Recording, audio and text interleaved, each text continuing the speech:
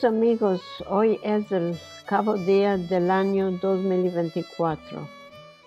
No me lo estoy creyendo, cómo están pasando los años. Cuanto más viejos nos hacemos, más presto van pasando los años. También esta noche va a ser la 7ª noche de Hanukkah.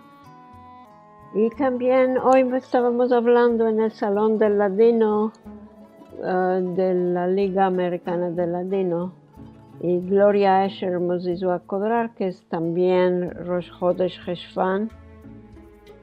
Quiero decir, es muchos empecillos. Inshallah que vamos a empezar un año, en este caso es el año civil, pero no importa, cada ocasión que es empecillo es importante.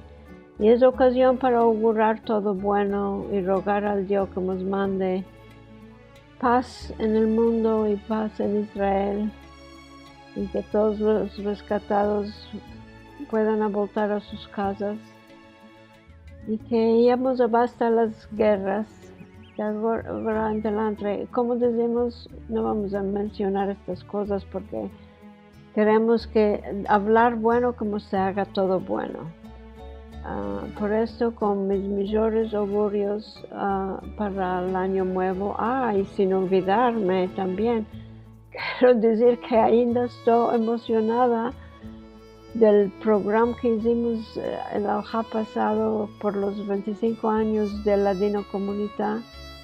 Y me olvidé de decir muchas cosas, entonces ahora presto vos quiero decir algunas cosas que Ladino Comunidad no iba a existir si no era vosotros, los miembros, los que escribieron, los que mandaron y continúan ainda.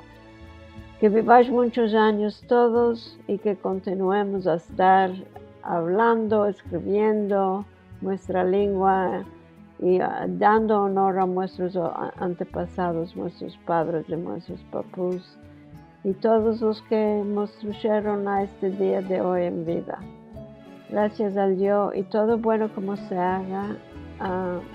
Y los saludo hasta el año que viene, el 2025, con mucha amistad.